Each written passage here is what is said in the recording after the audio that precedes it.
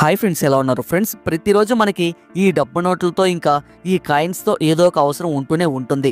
కానీ ఈ డబ్బు మన చేతికి రావాలంటే ఆ మనీ తయారవ్వడానికి అసలు ప్రాసెస్ ఎలా జరుగుతుందో మీకు తెలుసా? ఇంకా మనలో కొంతమందికి ఉండే డౌట్స్ ఏంటంటే, అసలు ఈ డబ్బుల్ని ప్రింట్ చేసే మిషన్లు మన దగ్గరే ఉన్నాయి కదా, మరి ఈ ప్రపంచంలో ఒక్క పూటకి కూడా అన్నం లేకుండా ఉన్నవారిని, అలాగే చాలా పేదరికంలో ఇల్లు కూడా లేకుండా ఉన్నవాళ్ళు, ఇంకా ఎన్నో ఆర్థిక ఇబ్బందులు పడేవాళ్ళు చాలామంది ఉన్నారు. మరి వాళ్ళకి కావాల్సిన డబ్బుల్ని ప్రింట్ చేసేస్తే అందరూ హ్యాపీగా ఉండొచ్చు కదా అనే డౌట్ ఖచ్చితంగా మనలో చాలామందికి వస్తుంది. మరి అలాంటప్పుడు ఈ పనిని మన ప్రభుత్వాలు ఎందుకు చేయవు? నిజంగానే అలా చేసిన ప్రభుత్వాలు ఏమైపోయాయో తెలుసా? ఈ వీడియోలో అసలు ఈ డబ్బుని ఎలా తయారు చేస్తారు, అలానే ఎక్కువ డబ్బుల్ని ప్రింట్ చేస్తే వచ్చే ఆ భయంకరమైన దారుణాలను కూడా ఈ వీడియోలో తెలుసుకుందాం. కాబట్టి ఈ వీడియో చాలా ఇంట్రెస్టింగ్గా ఉండబోతుంది. సో ఈ వీడియోని ఎక్కడ స్కిప్ చేయకుండా పూర్తిగా ఎండ్ వరకు చూడండి. అలాగే మన ఛానల్ను ఫస్ట్ టైం చూస్తున్నట్లయితే ఈ ఛానల్ని ఇప్పుడే సబ్స్క్రైబ్ చేసుకొని పక్కన ఉన్న బెల్ ఐకాన్ని క్లిక్ చేసి యాక్టివేట్ చేసుకోండి. మేము ముందుగా ఈ వీడియో అప్లోడ్ చేసిన వెంటనే మీ మొబైల్కు నోటిఫికేషన్ అయితే వస్తుంది. అలాగే ఈ వీడియోకి మీ సపోర్ట్గా జస్ట్ లైక్ చేయండి చాలు. మీరు చేసే ఈ చిన్నపాటి లైక్ మాకు ఎంతగానో సపోర్ట్ చేసిన వారు అవుతారు. అలాగే మేము ఇలాంటి మరెన్నో అద్భుతమైన వీడియోలను మేము మీ ముందుకు తీసుకురావడానికి మాకు ఎంతగానో మోటివేషన్గా ఉంటుంది. So please like and share in this video. అలాగే ఈ వీడియో మీద మీ అభిప్రాయం ఏంటో ఖచ్చితంగా కామెంట్ బాక్స్లో కామెంట్ చేయండి. ఇంకా లేట్ చేయకుండా వీడియోలకైతే వెళ్ళిపోదాం. Let's get into start our video. Friends, మన దేశంలో ఉపయోగించే ఈ డబ్బును ముద్రించే అధికారం కేవలం ఆర్బీఐ అంటే రిజర్వ్ బ్యాంక్ ఆఫ్ ఇండియాకి మాత్రమే ఉంటుంది. ఈ మనీని మన భారతదేశంలో 4 చోట్ల తయారు చేయడం అయితే చేస్తుంటారు.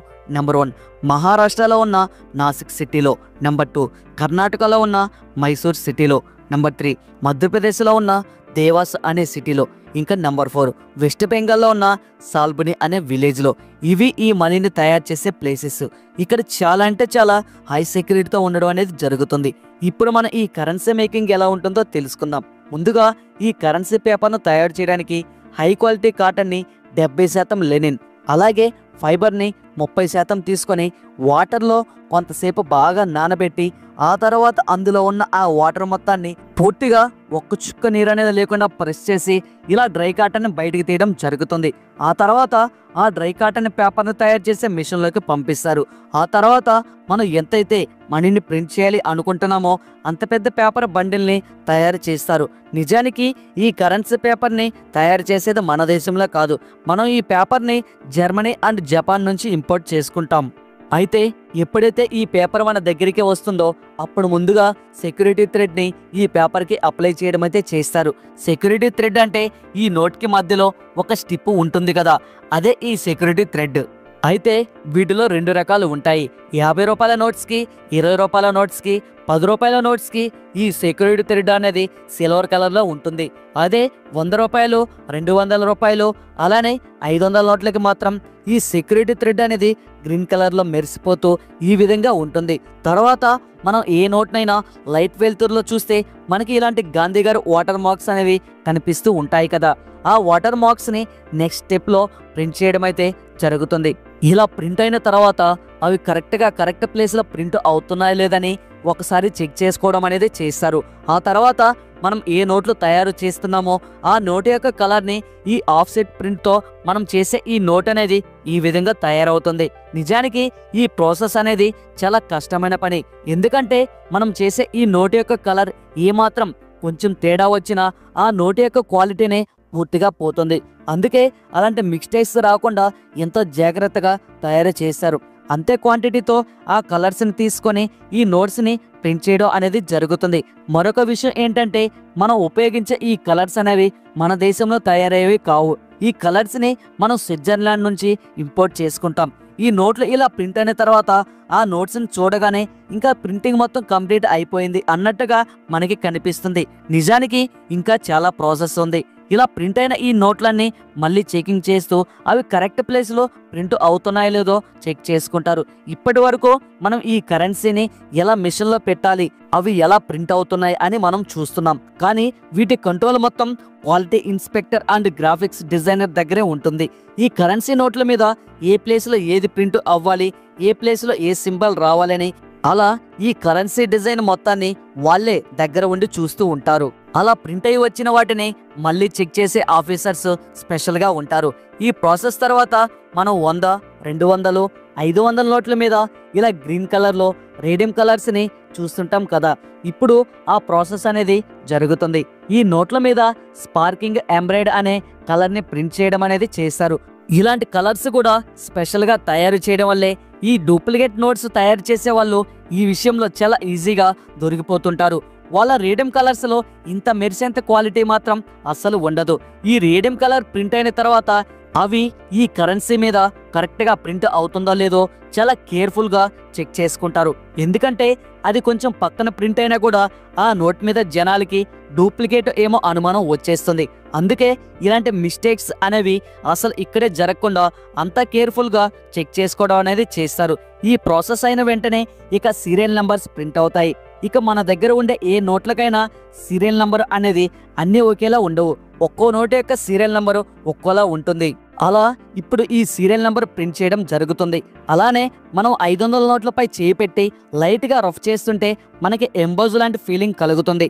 అది కూడా ఈ టైంలోనే అప్లై చేయడం అనేది చేస్తారు. ఇవే కాకుండా మనం ఈ నోట్స్ ని అల్ట్రావైలెట్ లైట్ పెట్టి చూస్తే మనకి కొన్ని డస్ట్ పార్టికల్స్ లాగా కనిపిస్తూ ఉంటాయి కదా. వాటిని కూడా ఈ ప్రాసెస్ అయిన వెంటనే చేస్తారు. ఈ ప్రాసెస్ జరిగినా కూడా ప్రతిసారి ఇలా చెక్ చేసుకోవడం అనేది కంపల్సరీ. ఇలా కేర్ఫుల్ గా చెక్ చేసుకోవడం వల్లే ఇంత పర్ఫెక్ట్ గా ఈ నోట్స్ అనేవి మన చేతికి వస్తున్నాయి. మొత్తానికి ఈ కరెన్సీ మీద అన్ని ప్రింట్ అయ్యి బయటికి వచ్చాక quality inspector and graphic designer మరియు బయట చెక్ చేసే ఆఫీసర్స్ ఇంతమంది చెకింగ్ తర్వాతనే ఈ కరెన్సీ ప్రింట్ అనేది పూర్తవుతుంది. ఈ ప్రాసెస్ అయిన తర్వాత ఈ కరెన్సీ షీట్లన్నీ కటింగ్ కి పంపించడం అనేది చేస్తారు. ఈ కటింగ్ లో కూడా ఆ మిషన్ ఫిక్స్ అని చెప్పినప్పుడు మాత్రమే కట్ చేయడం అనేది చెయ్యాలి. ఆ కటింగ్ లో ఏ చిన్న పొరపాట్లు జరిగినా కూడా ఇప్పటి వరకు జరిగిన ప్రింటింగ్ ప్రాసెస్ మొత్తం వేస్ట్ అయిపోతుంది. అందుకే ఈ కటింగ్ ప్రాసెస్ కూడా అంత కేర్ఫుల్ గా జరుగుతుంది. తర్వాత ఈ కరెన్సీని 100 వచ్చేలా కటింగ్ అయితే చేసి సీల్ వేయడం అయితే చేస్తారు. ఆ సీల్ వేసిన 10 కట్టలను కలిపి మళ్ళీ ఒక ప్యాకింగ్ చేయడం అనేది చేస్తారు. చివరికి ఆ మనీ మొత్తాన్ని ఆర్బీఐకి పంపించడం అయితే చేస్తారు. అలా ఆర్బీఐ నుంచి ఆ డబ్బు అనేది ఇలా బ్యాంక్స్ దగ్గరికి రావడం అనేది జరుగుతుంది. ఇక ఫైనల్ గా ఈ బ్యాంక్స్ నుంచి చివరికి ఆ డబ్బు అనేది ఈ విధంగా మన చేతికి అనేది అందుతుంది. నిజానికి ఈ కరెన్సీ పైన మన కంటికి కనబడని సెక్యూరిటీ డీటెయిల్స్ అనేవి చాలానే ఉంటాయి. వాటిలో కొన్ని భూతార్థంతో చూస్తే ఖచ్చితంగా కనిపిస్తాయి.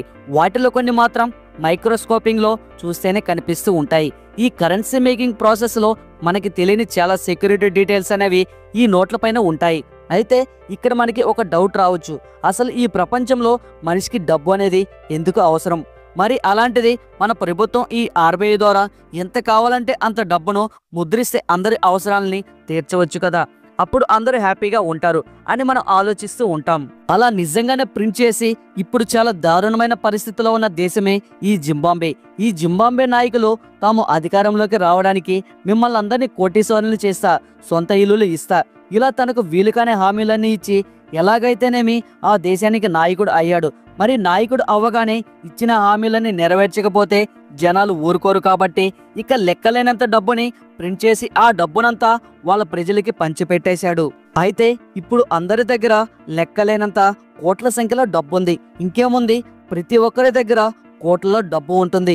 వాళ్ళు ఏం చేస్తారు, ఒక షర్ట్ కోసమే 100 మంది కొనడానికి ఎగబడుతూ ముందుకు వస్తారు. దాంతో ఆ షర్ట్ రేట్ అనేది 400 రూపాయలు ఉంటే ఒక్కసారిగా దాని డిమాండ్ పెరిగి 4000 అయిపోతుంది.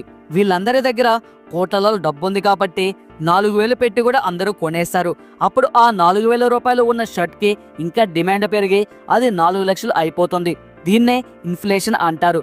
అంటే మన దగ్గర డబ్బులు ఎక్కువగా ఉంటే మన అవసరాలకు ఉపయోగపడే వస్తువుల యొక్క రేట్లు కూడా అంతే పెరిగిపోతూ ఉంటాయి.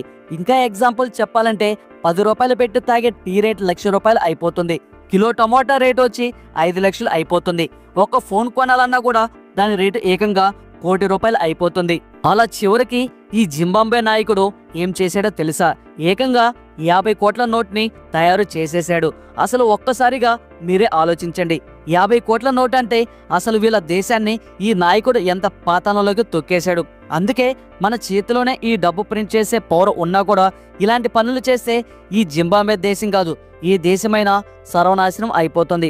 ఇది ఫ్రెండ్స్ ఇవాల్టి వీడియో. ఈ వీడియో మీకు ఎలా అనిపించిందో ఖచ్చితంగా కామెంట్ బాక్స్లో కామెంట్ చేయండి. అలానే ఈ వీడియో మీకు నచ్చినట్లయితే మీ సపోర్ట్గా ఈ వీడియోకి జస్ట్ లైక్ చేయండి చాలు. మీరు చేసే ఈ చిన్నపాటి లైక్ మాకు ఎంతగానో మోటివేషన్గా ఇస్తుంది. అలానే మన ఛానల్ను ఫస్ట్ టైం చూస్తున్నట్లయితే మన ఛానల్ను ఇప్పుడే సబ్స్క్రైబ్ చేసుకొని పక్కన ఉన్న బెల్ ఐకాన్ అయితే యాక్టివేట్ చేసుకోండి.